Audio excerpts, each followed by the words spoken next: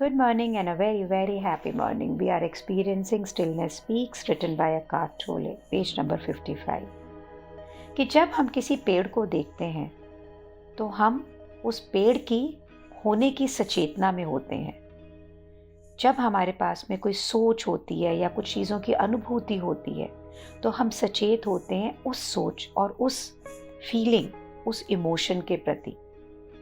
जब हमें कोई प्लेजरेबल और पेनफुल एक्सपीरियंस होते हैं तो हम उन एक्सपीरियंस के लिए सचेत होते हैं और ऐसे लगता है कि this seems to be true, कि ये बिल्कुल सच है, एन ऑब्वियस स्टेटमेंट है और ये बिल्कुल ऑब्वियस सच्चाइयाँ हैं इसके अंदर। स्टेटमेंट्स वो शब्द, वो लाइनें होती हैं जो सच होती हैं।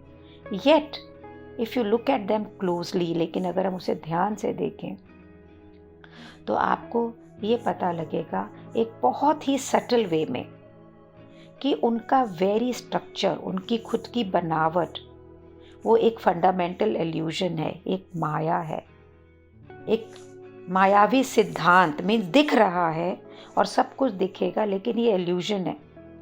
एक इल्यूजन जो कि अनअवॉइडेबल है अगर हम भाषा का इस्तेमाल करते हैं। हमारी भाषा में हम उसे अवॉइड नहीं कर सकते। सोच या लैंग्वेज या भाषा क्रिएट करती है एक apparent duality and separate persons where there is not, और एक इंसान को अलग करती है जिसमें कि वो अलगाव है ही नहीं। तो दोबारा इसको एक बार पढ़ते हैं पूर्ण रूप से समझने के लिए। When you look at a tree, you are aware of a tree. When you have a thought or feeling, you are aware of that thought or feeling. When you have a pleasure or a painful experience, you are aware of that experience. यही सच्चाई है कि जो हम देखते हैं, जो हम अनुभूति करते हैं, वो हमें सब सच्चाई तो लगता है। So that seems to be true and obvious statements. Yet, if you look at them very closely, you will find that in a subtle way, their very structure contains a fundamental illusion. An illusion that is unavoidable when you use language. When he uses the word fundamental illusion, so fundamental होते हैं सिद्धांत और illusion हो गई माया। जो माया means जिस vision में सच्चाई ना हो। तो ऐसी कौन सी विजन मायावी जो सिद्धांत में मीन्स चीज़ें ऐसे ही दिखेंगी, पेड़ आपको पेड़ के रूप में ही दिखेगा, है ये माया पर ऐसा ही दिखेगा। खास करके जब हम भाषा का इस्तेमाल करते हैं। यहाँ पे भाषा का इस्तेमाल एकार्ट ने अपने एक बुक में द पावर ऑफ नाउ या न्यू अर्थ में लिखा कि ये भाषा से हमने नाम दे दिया, ये पेड़ है, ये पौधा है, ये पक्षी है, ये जानवर है। अदरवाइज ये लैंग्वेज तो हम ही ने बनाई है ना, ये this language was not there. तो इसको क्लैरिटी में लाते हैं और आगे पढ़ते हैं कि क्या लिखा है। Thought and language creates an apparent duality and a separate person when there is none. कि ये जो हमारी भाषा है और सोच ने एक दोहरापन खड़ा कर दिया है। ये पक्षी है, ये अलग है, ये पेड़ है, ये अलग है, ये जानवर है, ये अलग है, ये मैं हूँ, ये अलग हूँ, जिसमें कि ये जितनी भी चीज़ें हैं ये सब एक हैं। This is one. The truth is, सच्चाई क्या है? You are not somebody who is aware of the tree, the thought, the feeling or experience. आप कुछ ऐसे नहीं हैं जो सचेत हैं इस पेड़, इस सोच, इस फीलिंग और जो इनको देखने से एक्सपीरियंस हो रहा है, महसूस करने से एक्सपीरियंस हो रहा है। तो हम क्या हैं? Who are we? You are the awareness or consciousness in and by which those things appear. आप एक ऐसी सचेतना, एक ऐसी चेतनता हैं जिसमें ये सारी चीज़ें अपीयर करती हैं, इसमें दिखती हैं। मीन जो चीज़ें हमें फिज़िकली दिख रही हैं, हम उनसे अलग नहीं हैं, वो हमें इसीलिए दिख रही हैं बिकॉज हम हमारी कॉन्शियसनेस, हमारी सचेतना का वो हिस्सा हैं। और आप और आपकी सचेतना और consciousness, we are one, we are not two. तो जैसे जैसे हम अपनी ज़िंदगी में आगे जाते हैं, can you be aware of your self? क्या आप अपने खुद के प्रति सचेत हो सकते हैं? एज द अवेयरनेस कि आप खुद ऐसी सचेतना है, ऐसी चेतना है in which the entire content of your life unfolds, जिसके अंदर आपकी ज़िंदगी के सारे विषय खुलते हैं. What is writer trying to tell us here? कि आप और आपकी ज़िंदगी अलग नहीं है. आप ही चेतना है, आप ही सचेतना है, और इसी चेतना और सचेतना में ये सारी दुनिया है. मीन्स आप और ये दुनिया अलग नहीं है. You are one. When you see these trees separate from you, when you see these animals, birds separate from you, when you experience life separate than you, then it creates duality. That's not true. It's you who's experiencing everything. बहुत ही खूबसूरत शब्दों में page number 56 में writer लिखते हैं, guys, this journey is in a book, is in words, इन शब्दों में है, इन किताबों में है. लेकिन ये शब्द में सिर्फ इसलिए लिखे गए हैं क्योंकि अदरवाइज ना मैं इसे पढ़ती, ना आप इसे सुनते, ना राइटर लिखता. बुद्धा बोलते हैं स्पिरिचुअलिटी को शब्द चाहिए, पर स्पिरिचुअलिटी अनुभूति में होती है, परसेप्शंस में है.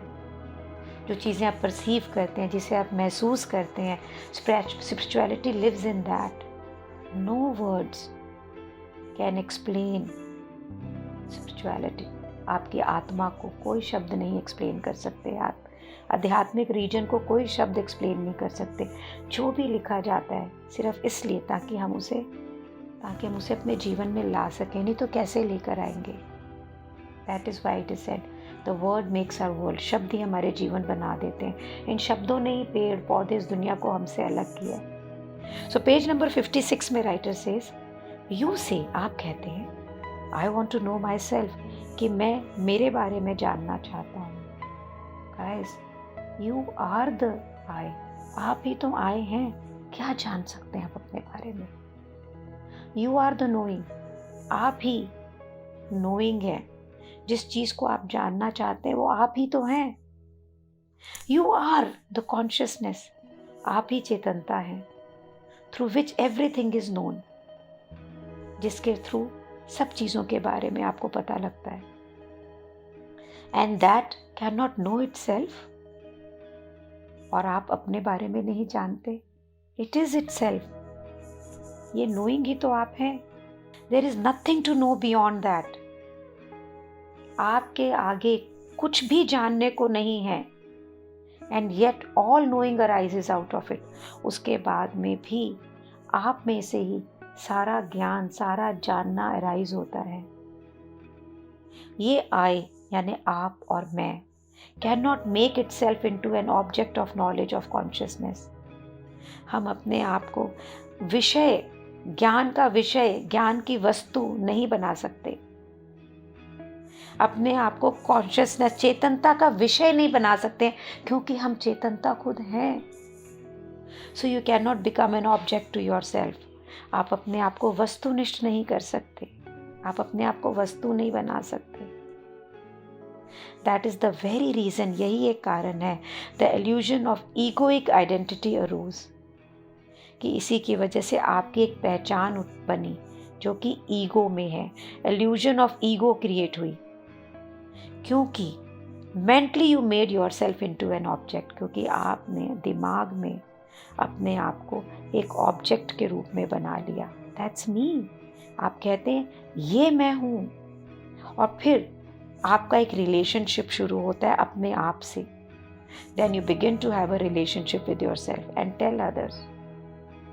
और आप लोगों को बोलते हैं अपने आप की कहानी. You tell others that yourself your story. कि आप लोगों को और अपने आप को अपनी ही कहानी सुनाते हैं. I'll read it again for you to really experience who you are. वो भव्यता, वो प्रभुत्व, who you are. राइटर कहता है, you say, I want to know myself. You are the I. You are the knowing. You are the consciousness through which everything is known. And that cannot know itself. It is itself. There is nothing to know beyond that. And yet all knowing arises out of it. The I cannot make itself into an object of knowledge, of consciousness. So you cannot become an object yourself. That is the very reason the illusion of egoic identity arose.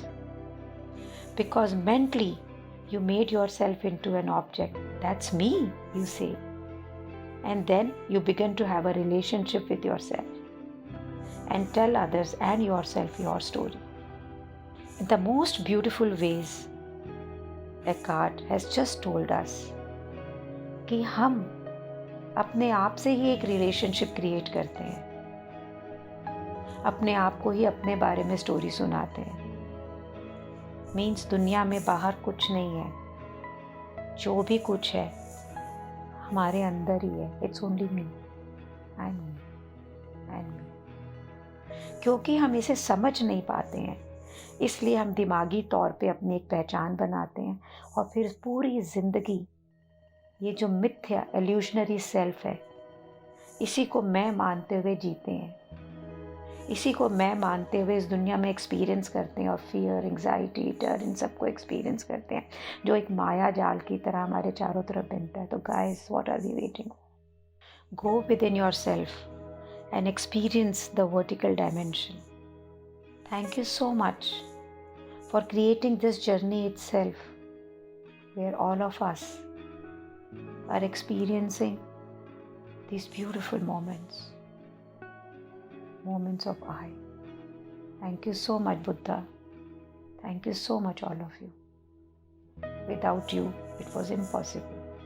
Thank you, thank you, thank you so much.